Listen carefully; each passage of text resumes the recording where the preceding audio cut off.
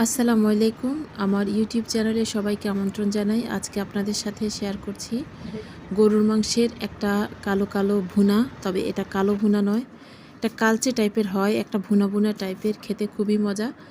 তো চলুন শুরু করি। এখানে 2 কেজি গরুর মাংস আছে, হাড় চর্বি মাংস সব মিলিয়ে গোছার মাংস বেশিরভাগ আছে এখানে। তারপর দিয়ে দিলাম গরম মশলা, রসুন, আদা এবং জিরা। রসুন দিয়েছি 3.5 চা চামচ, আদা দিয়েছি 3.5 চা চামচ, জিরা 3 চামচের কাছাকাছি, লবণ, হলুদ, মরিচ যে যার স্বাদ অনুযায়ী নেবেন, তেল এবং পেঁয়াজ।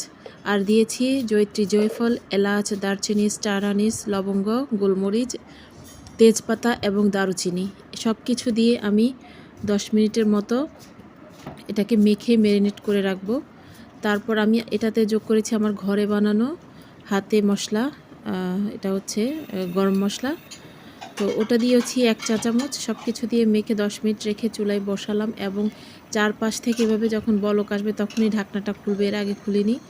এভাবে প্রায় 20-25 মিনিট কষিয়ে নিব। কষানোর পর এই লুকটা এসেছে, তেলটা উপরে উঠে আসলে আমি এখানে আধা মগ গরম পানি দিব। আমি বারবার গরম পানি অল্প অল্প পরিমাণে দিয়ে মাংসটার কালারটাকে এরকম করার চেষ্টা করব। সাথে দিব পরের দিকে আরও একটু পরে দিব ভাজা জিরার গুঁড়া আধা চা চামচের মতো।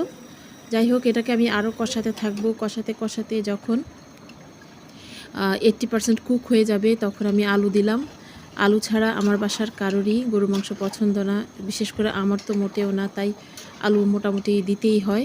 তারপর এখানে স্বাদ অনুযায়ী লবণ, একটু ঝাল চেক করে সেটা দিলাম। আর এই তো দিলাম, এখন দিচ্ছি ভাজা জিরার গুঁড়া। এবং এই মশলাগুলো দেওয়ার পর আমি প্রায় আরও 15 মিনিট কষাবো। কষালেই তারপর এই কালারটা আসবে।